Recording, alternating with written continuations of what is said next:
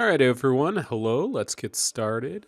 Before we do, I just wanted to mention I really hate stairs. Yeah, much prefer elevators. You know, those stairs, they're always up to something. All right. In order to access the syllabus in Canvas, we want to go to our Canvas, and then there's this button right there that says Syllabus.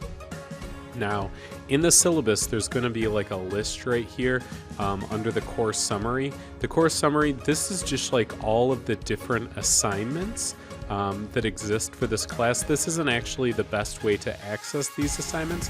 Best way to access these assignments is actually via this home button and then working through the different modules, you know, the different weeks. But if you want to access the syllabus for this class that contains all the information for this class, you got to click on this, and then there's a link to it right here, and it's actually a Google Doc.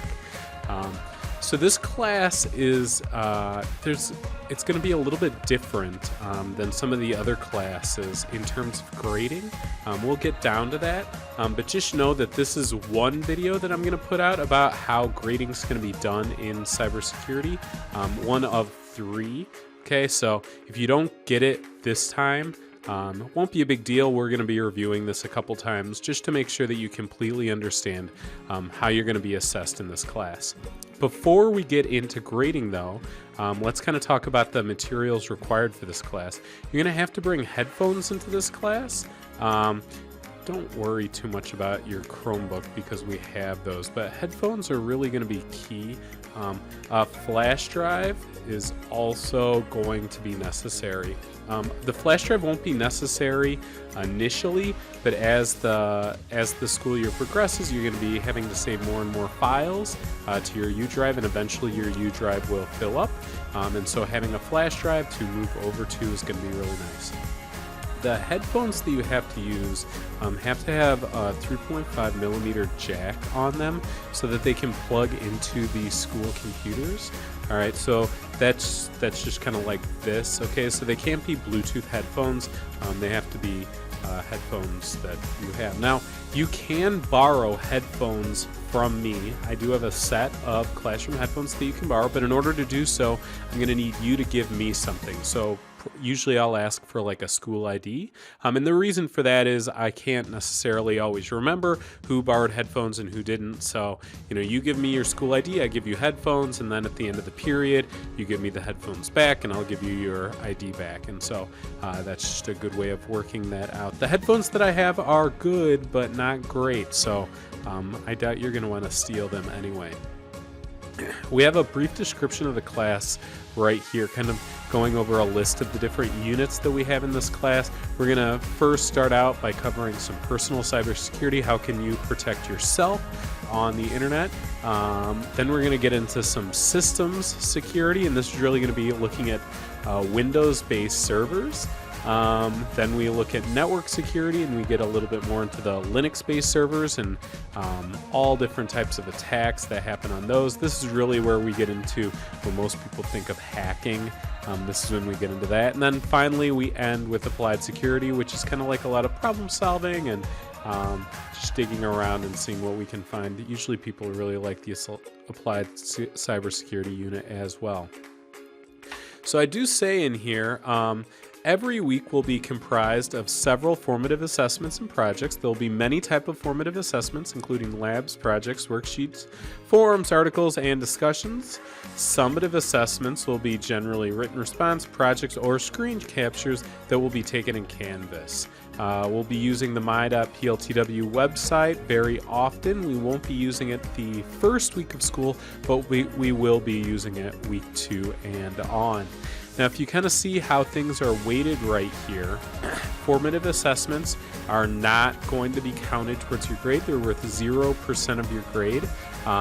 So why would you do a formative assessment? Well, you won't be able to take these summative assessments until all of the formative assessments have been completed and checked by me. So, and when I check them, not only am I checking for completion, but I'm also going to be checking for accuracy to make sure that you understand the material and stuff like that. So you're definitely going to have some formative assessments are just going to be checked off. Some are going to be, I'm going to go through and make sure that you really understand the materials, make sure that you have the right screen grabs and video captures and all that kind of stuff. So and then once you've completed all of the formative assessments, then you'll be allowed to take the summative, and the summatives are what count as your 85% of your grade at least. These summative assessments are going to be primarily based on the formative work, so if you do all the formative assessments and you do them well, you will do well on the summative.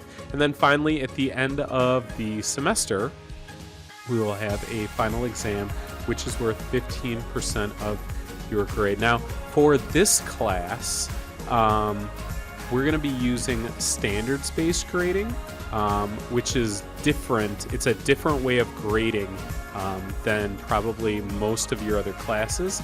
A lot of elementary schools actually use standards-based grading. And if you log into Infinite Campus, you'll actually see all the different standards for this class. Let me kind of pull up the standards right now for you.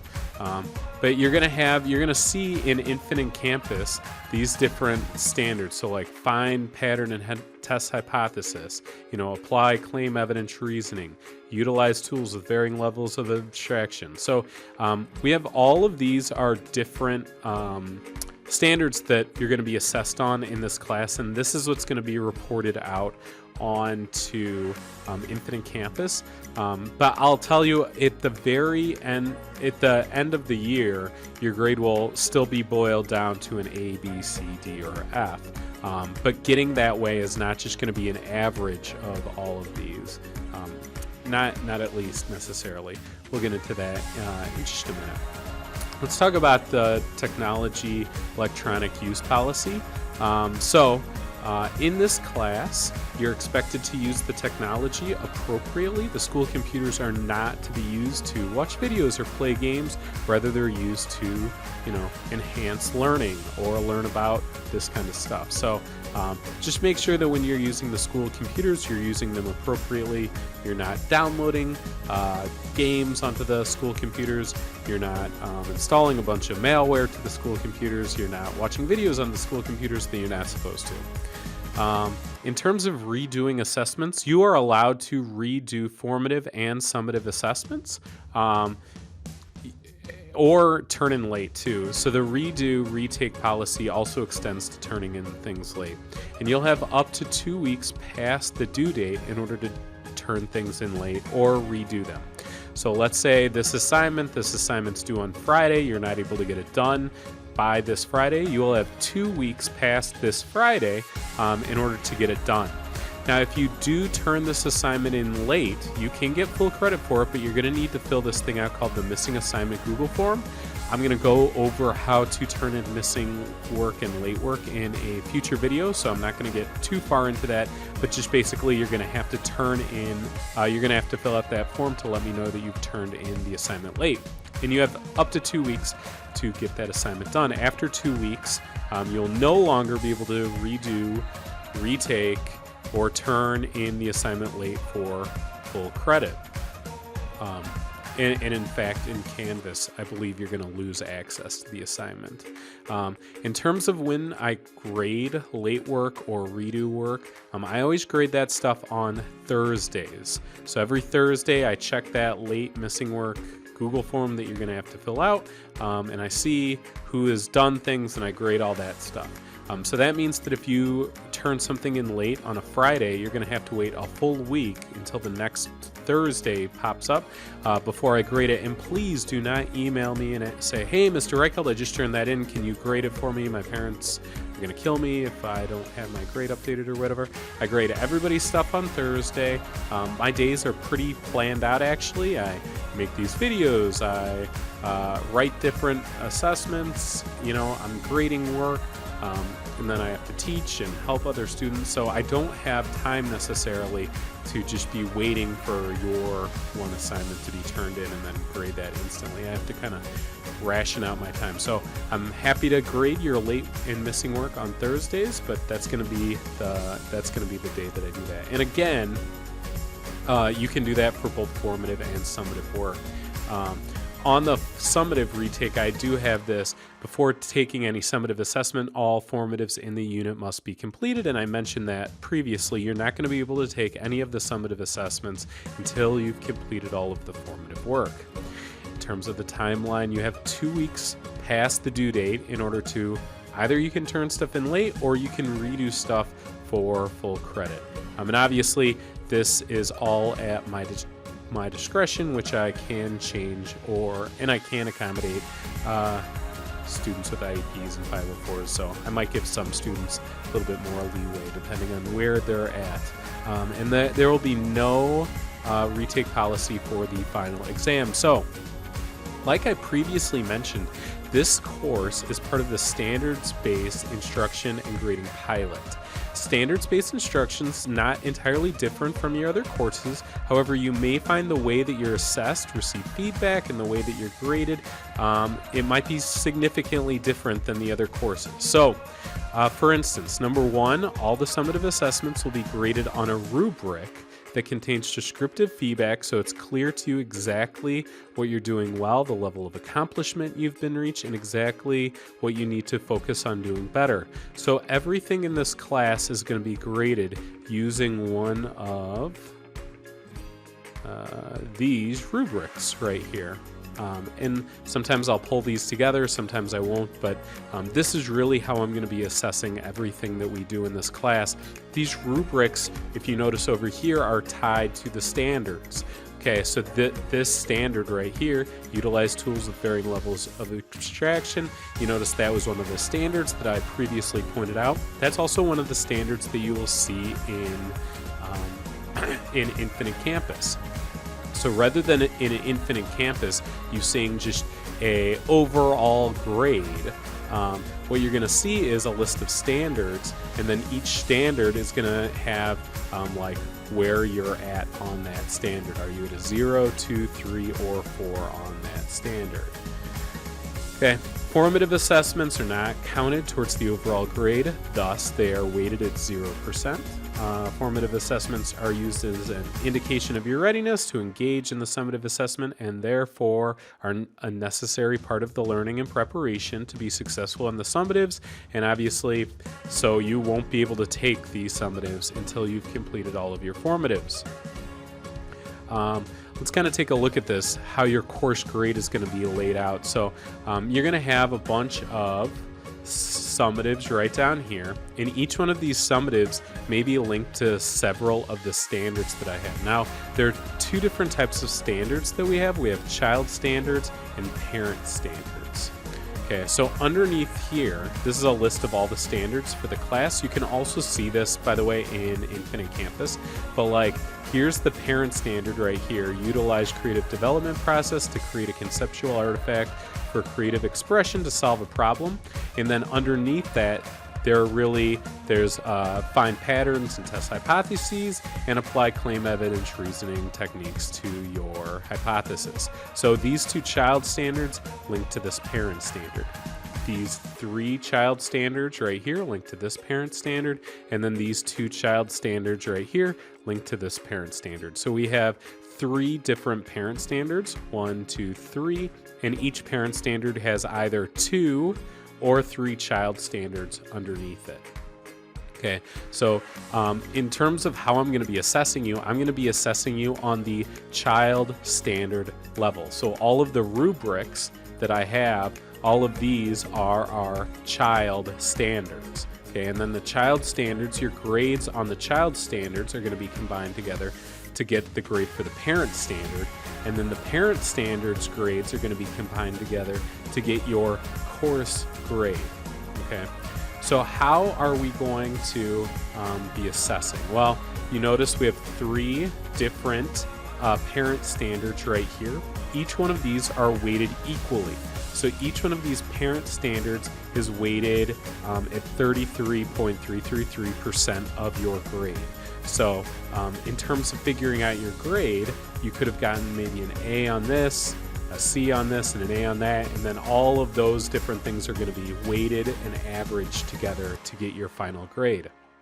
In order to figure out what grade you're going to get for the parent standard, well, that's going to be a combination of the child standards. So for instance, this parent standard right here has 2 different child standards underneath it. Each one of these is weighted at 50%, and these 2 will combine to give the total for this parent standard. And this one has 3 child standards underneath it, and then this one has 2 child standards underneath it. Okay, so your grade calculation is going to be we're going to be using this thing called the decision matrix to calculate your grade. The decision matrix will be used to combine assessment scores to determine the score for each child standard. Remember, each one of these in here is the child standards, and the child standards make up the parent standards. Averages will be used to combine the child standard scores to determine the score for a parent standard. And then averages will be used to combine the scores of the parent standard to determine the overall course grade. So averages are probably what you are most familiar with. And what they'll do is, at least for capturing your overall grade, we're going to average these 2 together to get your parent standard. So what's the average score of child standard 1? What's the average score of child standard 2? Find out the average between these 2, and then that'll get you the average for this.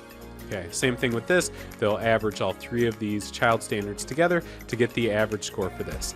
And then in order to get your overall score, they're going to take all of these and average them together to get your final grade. The one thing that's going to be really different is we're going to be using this decision matrix, which actually uses mode rather than average, to calculate what specific score is going to be in your child standard. Okay, so a decision matrix, it's the first and second most frequently appearing scores are applied to a decision matrix rule to determine the score for the child standard. And this is the decision matrix below, and this is, I'll kind of get into this a little bit more, but we're using mode rather than average to be calculating like what score you're going to get for this, what score you're going to get for the specific child standards. Okay, so again, mode is the most frequently occurring score. Okay, so it's not taking all the scores and then just adding them all up and dividing by the number of tests that we gave and getting an average. It's just what is the most common score that you've gotten. That is going to be what's used to calculate the child standard. Okay, so for instance, the following chart is used to combine the scores in a student assessment in order to determine a single child's standard score. So the first number in the table represents the most common score. The second number represents the second most common score. So let's say, for instance, you, for this particular child standard right here, find the pattern and test hypothesis.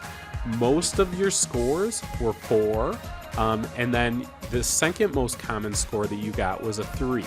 So if that was the case, 4 was the most common, 3 was the second most common, so you would be getting an overall score of a 4, advanced proficiency.